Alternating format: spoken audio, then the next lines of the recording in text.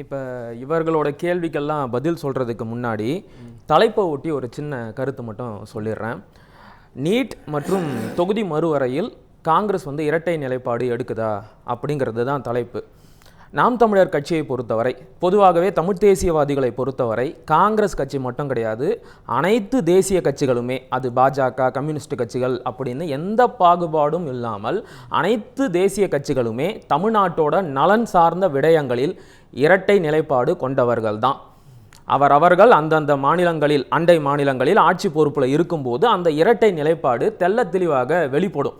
என்ன காங்கிரஸுக்கு இதில் கூடுதல் சிறப்பு இருக்குது. இந்த இரட்டை நிலைப்பாடுகளில் அவங்க முனைவர் பட்டம் முடித்தவங்க, எல்லாருக்கும் முன்னோடியே இவங்க தான்.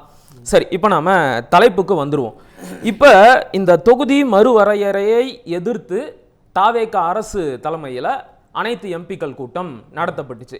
நீங்களும் கூட தொடக்கத்தில் இருந்து கேட்குறீங்க, இப்போ எதுக்காக இந்த அனைத்து எம்பிக்களோட கூட்டம் அப்படின்னு. இப்போ என்ன அவசியம் வந்துச்சு? இப்போ தொகுதி மறுவரையறை பிரச்சனையா அப்படின்னு கேட்டால் ஆமாம், தலையாய பிரச்சனை தான், அதில் மாற்று கருத்தே கிடையாது. இன்னைக்கு இல்லை. இந்த மசோதாவை இப்போ கொண்டு வர போகிறோம் அப்படின்னு ஏதாச்சும் அதிகாரப்பூர்வ அறிவிப்பு இருக்கா? அதைத்தான் மாண்புமிகு மரியாதைக்குரிய நாடாளுமன்ற உறுப்பினர் அம்மையார் கனிமொழியும் கேட்டாங்க. இப்போதைக்கு இந்த மசோதா கொண்டு வர போறோம், இந்தந்த முறைகள்ல நான் முடிச்சிடுறேன், அப்புறம் நீங்க பேசுங்க. நான் முடிச்சிடுறேன். இல்ல நான் முடிச்சிடுறேன். ஓகே வரேன். சூப்பர். இந்த இடத்தை தான் நான் எதிர்பார்த்தேன்.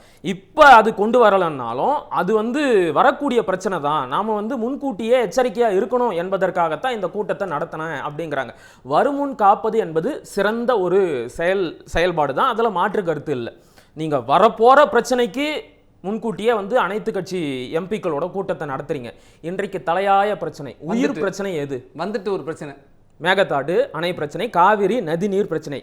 காவிரியில் ஆளும் அரசாக இருக்கக்கூடிய காங்கிரஸ் அரசு காவிரியில் தமிழ்நாட்டிற்குரிய தண்ணீரை திறந்து விடல. இப்ப அவங்க திறந்து விட்டு இருக்கிறது உபரி நீர் தான். கூடுதல் தகவல், இன்னைக்கு காவிரி மேலாண்மை ஆணையம் உத்தரவு திறந்து விட சொல்லியிருக்கு. ஒரு டிஎம்சி 15 நாளைக்கு கொடுக்கணும்னு சொல்லியிருக்காங்க. தரமாட்டாங்க. நான் இப்ப சொல்றேன், எழுதி வச்சுக்கோங்க. அதை கேட்டு பெறுகின்ற தெம்பும் திராணியும் இங்க இருக்கக்கூடிய தாவேக அரசுக்கு இருக்கா? அவங்களோட ஆட்சி அதிகாரத்துல பங்கெடுத்துக்கிட்டு இருக்கிறாங்களே அந்த காங்கிரஸ் கட்சிக்காச்சும் இருக்கா? தைரியமா சொல்ல முடியுமா? ஆமா, நதிநீர் ஆணையம் சொன்ன மாதிரி தினமும் ஒரு டிஎம்சி தண்ணியை கர்நாடகா காங்கிரஸ் அரசு திறந்து விடணும் அப்படின்னு சொல்ற துணிவு அவங்களுக்கு இருக்கா? குறுவை சாகுபடி பொய்த்து போயிருச்சு சார். அடுத்த சாகுபடிக்கு தண்ணி இருக்குமா இருக்காதான்னு விவசாயிகள் தலையில கையை வச்சுக்கிட்டு உக்காஞ்சுக்கிட்டு இருக்கிறாங்க. இந்த தலையாய பிரச்சனைக்கு அனைத்து கட்சி கூட்டத்தை கூட்டுங்கன்னு எல்லாரும் சொல்றாங்க. ஆனா அதுக்கு கூட்டாம வருமா வராதா அப்படின்னு தெரியாத ஒரு பிரச்சனைக்கு அனைத்து கட்சி கூட்டத்தை கூட்டி அதுலயும் குழப்பமான ஒரு முடிவை எடுத்து வச்சிருக்கிறாங்க. அதுக்கு நான் பின்னாடி வரேன். இப்ப இந்த மேகதாட்டு அணை கட்டும் விஷயத்திலையும் காவிரி நதியில் தமிழர்களுக்கு உண்டான நதிநீரை பெற்று தருவதிலும் தாவேக அரசோட நிலைப்பாடு என்ன? நாங்க தமிழர்களோட உரிமையை பாதுகாப்போம் அப்படின்னா ஏன் அதற்கான அனைத்து கட்சி கூட்டத்தை கூட்டல? அதுல என்ன உங்களுக்கு ஈகோ? என்னன்னா காங்கிரஸ் கட்சியை காப்பாற்றணும். அனைத்து கட்சி கூட்டம் கூட்டினா அந்த கூட்டத்தில் எல்லாரும் யாரை நோக்கி கேள்வி எழுப்புவாங்க? காங்கிரஸ் கட்சியை நோக்கி கேள்வி எழுப்புவாங்க. நீங்க தானே கர்நாடகாவில் ஆட்சி அதிகாரத்தில் இருக்கிறீங்க, நீங்க எங்களுக்கு உண்டான பங்கை கொடுக்கலன்னு அங்கதான் கேள்வி வரும். அங்க கேள்வி வந்தா அவங்க கூட கூட்டணியில் இருக்கிற தாவேகாவை நோக்கியும் அந்த கேள்வி திரும்பும். அப்படி ஒரு இக்கட்டான சூழல் வந்துடக்கூடாதுன்றதுனால தான் காங்கிரஸ் கட்சியை காப்பாற்ற வேண்டும் என்கின்ற நோக்கத்தோட தான் இந்த காவிரி நதிநீர் சிக்கல் தொடர்பாக அனைத்து கட்சி கூட்டத்தை கூட்டாம இவங்க தவிர்த்துட்டு போறாங்க. அடுத்ததாக இந்த தொகுதி மறுவரைக்கு வருவோம். அனைத்து கட்சி எம்பிக்கள் கூட்டத்தில் காங்கிரஸ் கட்சி இது தொடர்பாக என்ன முடிவு அறிவிச்சாங்க? இந்த டீலிமிட்டேஷனை வேணாம் அப்படின்னு அறிவிச்சாங்க. முதல்ல இவங்களுடைய நிலைப்பாடு என்ன, அதை தெளிவாக சொல்லுங்க. தமிழ்நாட்டில் அனைத்து கட்சி கூட்டத்துக்கு போய் டீலிமிட்டேஷனை வேணாம் அப்படிங்கிறாங்க. தெலுங்கானா முதலமைச்சர் மாண்புமிகு மரியாதைக்குரிய ரேவந்த் ரெட்டி அவர்கள் இல்லை டீலிமிட்டேஷன் வேணும், ஆனால் மக்கள் தொகை கணக்கெடுப்பின் அடிப்படையில் அதை நடத்தாதீங்க, வேற ஒரு முறையில் நடத்துங்க, அனைத்து மாநிலங்களுக்கும் சம வாய்ப்பு கிடைக்கிற மாதிரி, சம எண்ணிக்கையில் எம்பிக்களோட எண்ணிக்கை கிடைக்கிற மாதிரியான ஒரு முறையை கொண்டு வாங்க அப்படிங்கிறாரு. அப்போ மாநிலத்துக்கு ஒரு முடிவு எடுக்கிறீங்க. முதல்ல இந்த பாக்கி 4 மாநிலத்தில் இந்த கூட்டம் ஏன் நடத்தல? இது அடுத்து முக்கியமான கேள்வி. கேரளாவில் ஏன் நடத்தல? கர்நாடகாவில் ஏன் நடத்தல? தெலுங்கானாவில் ஏன் நடத்தல? இங்க மட்டும் என்ன அவசரம்? இந்த மசோதாவை இப்ப கொண்டு வர போறோம் அப்படின்னு ஏதாச்சும் அறிவிச்சாங்களா? எதுவுமே கிடையாது. அப்ப மக்களோட கவனத்தை காவிரி நதிநீர் சிக்கலில் இருந்து திசை திருப்புவதற்காக இந்த நாடகம். ரெண்டாவது, இதுல அவங்களுக்கு ஒரு அரசியல் உள்நோக்கமும் இருக்கு. அதை பேச வேண்டிய இடம் இது இல்லை அப்படின்னு நான் பார்க்குறேன். அடுத்து வந்து இந்த நீட் தேர்வு விவகாரத்துக்கு வரும். இதுல இவங்களோட நிலைப்பாடு என்ன, இதுலயும் இவங்களோட நிலைப்பாடு என்ன அப்படிங்கறத இவங்க தெளிவா சொல்லல. நீங்க தெளிவா அண்ணங்கிட்ட பேசும்போது சொன்னீங்க, இந்த நீட் தேர்வை கொண்டு வந்தது யாரு? காங்கிரஸ் கட்சி. சரி, இந்த நீட் தேர்வை நீதிமன்றத்தில் வழக்கு போட்டு உறுதிப்படுத்தியது யாரு? மரியாதைக்குரிய ப. சிதம்பரத்தின் மனைவியான நளினி சிதம்பரம் அவர்கள். நீதிமன்றத்தோட வாசல்ல இருந்து அவங்க பேசினாங்களா இல்லையா? இனி நீட் தேர்வை எல்லாம் நீக்க முடியாதுன்னு பேசினாங்களா இல்லையா? வழக்குரைஞரா தொழில் சார்ந்த அந்த வழக்குல வாதம். சரி, அவங்கள விட்டுருங்க. நானே சொல்லிட்டேன். அதான் சொல்ல போறீங்க. அவங்கள விட்டுருவோம். அவங்கள விட்டுருவோம். ப. சிதம்பரம் யாரு? எம்பி தானே. அவர் நீட் தேர்வை ஆதரிக்கிறாரு. செய்தி வேணுமா, நான் எடுத்து தரட்டுமா? அது எப்படி? அது ஒரு பக்கம் நீட் தேர்வை ஆதரிப்பீங்க, இன்னொரு பக்கம் நீட் தேர்வு வேணான்னு சொன்னா அதுக்கும் ஆதரிச்சு ஓட்டு போடுவீங்களா? சரி, வேணாம். காங்கிரஸை பொறுத்த வரைக்கும் நீட் தேர்வு வேணாம் இல்ல. கடந்த 10 நாட்களாக நீட் தேர்வை ரத்து செய்ய சொல்லி உண்ணாவிரத போராட்டத்தில் ஈடுபட்டு இருக்கிறாங்க தமிழக வாழ்வுரிமை கட்சி அலுவலகத்தில். எந்த காங்கிரஸ் கட்சியை சேர்ந்த சட்டமன்ற உறுப்பினர்கள், காங்கிரஸ் கட்சியை சேர்ந்த நிர்வாகிகள் அவங்கள போய் சந்திச்சு பேசினாங்க? தாவேகாவினர் யாராச்சும் போய் பார்த்தாங்களா, பேசினாங்களா? நாங்க போய் பார்த்தோம். இங்க போனீங்களா? டெல்லியில நடந்த போராட்டம், டெல்லியில நடந்த போராட்டம் வேற. அலகாபாத்ல இப்ப பண்ணி ஐயா குறுக்கிடாதீங்க, ஐயா குறுக்கிடாதீங்க, ஐயா குறுக்கிடாதீங்க. காங்கிரஸ் கட்சிக்கு ஜந்தர் மந்தர் பக்கம், புளியந்தோப்பு தூரமா? அப்படி இல்ல. ரெண்டாவது நிலைப்பாடுதான். சரி, ரெண்டாவது ஜந்தர் மந்தர்ல நடந்த போராட்டத்தோட நோக்கம் வேற.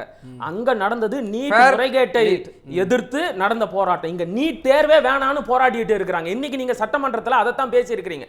அந்த நோக்கத்திற்காக உண்ணாவிரத போராட்டம் இருக்கின்றவர்களை போய் நீங்க சந்திச்சீங்களா என்பதுதான் என் கேள்வி. அப்ப இந்த இடத்துலயும் காங்கிரஸ் கட்சியோட இரட்டை நிலைப்பாடு தெளிவா வெளிப்படும். இந்த தொகுதி மறுவரை சம்பந்தமாக கடந்த திமுக ஆட்சியிலும் தென்னிந்திய முதலமைச்சர்களோட கூட்டம் நடந்துச்சு. அதில் கலந்துகிட்ட அன்றைய தெலுங்கானா முதலமைச்சர் ரேவந்த் ரெட்டி அவர்கள், இன்றைய கர்நாடகா முதலமைச்சர் எங்களுக்கு வந்து டீலிமிட்டேஷன் வேணாம் அப்படின்னாரு. இன்னைக்கு வேணும், ஆனா வேற முறையில வேணும், மக்கள் தொகையை அடிப்படையா வச்சு வேணாம் அப்படிங்கிறாரு. ஆனா இந்த தாவேகா அரசு நடத்திய அனைத்து எம்பிக்களோட கூட்டத்தில் கலந்துகிட்ட காங்கிரஸ் என்ன சொல்றாங்கன்னா, எங்களுக்கு டீலிமிட்டேஷனே வேணாம், ஃபேர் டீலிமிட்டேஷன் அப்படின்னே ஒன்று கிடையாது, நியாயமான டீலிமிட்டேஷன் ஒன்று கிடையவே கிடையாதுங்கிறாங்க. இதுல என்ன சிக்கல்னா, ஒரு நிமிஷம் பிரச்சனை அது இல்லை. இங்க டீலிமிட்டேஷனே கூடாது அப்படின்னு சொல்றாங்கல்ல, அதுக்கு இடமே கிடையாது. ஏன்னா இதே எம்பிக்கள் கூட்டத்தில் கலந்துகிட்ட விசிகாவின் எம்பி ரவிக்குமார் அவர்கள் தன்னுடைய எக்ஸ் தளத்துல ஒரு பதிவு போட்டு இருக்கிறாரு. அரசியலமைப்பு சட்டம் உறுப்பு 81(2) ஏவின் படி மக்கள் தொகை கணக்கெடுப்பு எடுக்கப்பட்டு முடிந்துவிட்டால் அடுத்த கணமே தொகுதி மறுவரை செய்யப்பட்டு விடும். அதுதான் அந்த பிரிவு சொல்லுது. அப்ப இதன் அடிப்படையில் சென்செக்ஸ் எடுத்து முடிச்சிட்டாங்கன்னா ஆட்டோமேட்டிக்கா தொகுதி மறுவரை நடந்துரும். இதுல வேணான்னு சொல்றதுக்கு இடமே கிடையாது. இங்க எந்த முறையில நாம தொகுதி மறுவரையை செய்ய போறோம் என்பதுதான் விவாதமா இருக்கணுமே தவிர, நாங்க வந்து தொகுதி மறுவரையை வேணான்னு சொல்லிட்டோம், நாங்க ரொம்ப நேர்மையா இருக்கிறோம் அப்படின்னு குழப்பக்கூடாது. உங்களுக்கு சட்டம் தெரிஞ்சு நீங்க பேசணும். அதே கூட்டத்தில் கலந்துகிட்ட ரவிக்குமார் இப்படி ஒரு ஆபத்து இருக்கு வேணான்னு எல்லாம் சொல்லக்கூடாது. ஒண்ணு, இப்ப இருக்கிற இந்த எண்ணிக்கை அப்படியே 71 மக்கள் தொகை அடிப்படையிலையா, கரண்ட்ல இப்ப எடுக்க போற மக்கள் தொகை அடிப்படையிலையா, எடுக்க போற மக்கள் தொகை அடிப்படையிலையா, இதை முதல்ல தெளிவுபடுத்தணும். இல்ல வேணாம் அப்படின்னா இந்த எண்ணிக்கை அப்படியே தொடரணும் என்பதையாச்சும் உறுதியா தொடரணும். இந்த விகிதாச்சாரம் அப்படி இந்த எண்ணிக்கையில அப்படியாச்சும் தொடரணும் அப்படின்னு சொல்லணும். எதுவுமே இல்லாம மொட்டை தாத்தா குட்டையில விழுந்த மாதிரி வேணான்னு சொல்லிட்டோம் அப்படின்னா என்னது? அப்ப என்ன நோக்கத்துல காங்கிரஸ் அப்படி செய்யறாங்க? கண்துடைப்பு. தமிழ்நாட்டு மக்கள் மத்தியில் இருக்கின்ற அதீதமான பாஜக வெறுப்பை தற்போது தங்களுக்கு சாதகமா பயன்படுத்திக்கணும்னு பாக்குறாங்க. அவர்கள் செய்வது மண் துடைப்பு, கண் துடைப்பு இல்ல. தொகுதி மறுவரையை நாம் தமிழர் கட்சி கடுமையா எதிர்க்குது.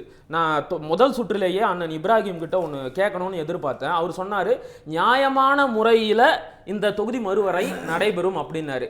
எந்த முறை அதை அவர் விளக்கணும். அடுத்து இன்னும் ஒரே ஒரு கேள்வி. அடுத்து நீட் தேர்வை பத்தி சொல்லும்போது, நீட் தேர்வு வந்ததுல இருந்து நிறைய ஏழை எளிய மாணவர்கள், ஆட்டோ ஓட்டுநர்களுடைய மகள் கூட இப்ப மருத்துவம் படிக்க வந்திருக்கிறாங்க. புள்ளி விவரம் இருக்குன்னாரு. எந்த புள்ளி விவரம்? எதில் சொன்னாங்க? என்கிட்ட ஏகே ராஜன் கமிட்டியோட ஆய்வு அறிக்கை இருக்கு.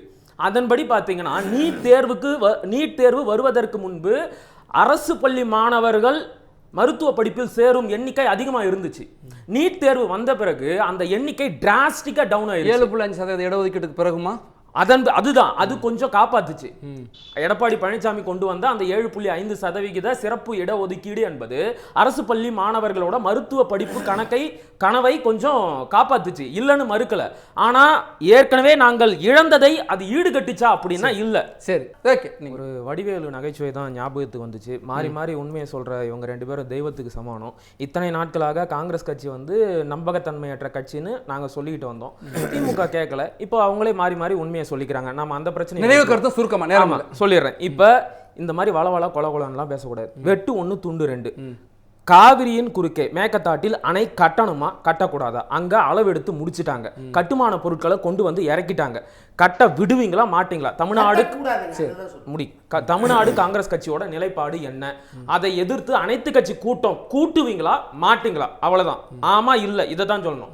காவிரியில தமிழ்நாட்டுக்கு உரிய நீரை தருவீங்களா தரமாட்டீங்களா? இதற்கு என்ன பதில்? 2வது, நீட்டுக்கு முழு விலக்கா இல்ல விருப்பப்பட்ட மாநிலங்களுக்கு மட்டும் விலக்கா? இதை தெளிவா சொல்லணும். தற்போது தாவேகாவுடன் கூட்டணியில் இருக்கின்ற காங்கிரஸ் கட்சி தாவேகாவோட கோரிக்கைக்கு செவி சாய்க்கிறாங்களா? தாவேகா என்ன சொல்றாங்கன்னா கல்வியை மாநில பட்டியலுக்கு கொண்டு வரணும் அப்படிங்கிறாங்க. இத காங்கிரஸ் கட்சி ஏத்துக்குதா? ராகுல் காந்தி வெளிப்படையா அறிவிப்பாரா?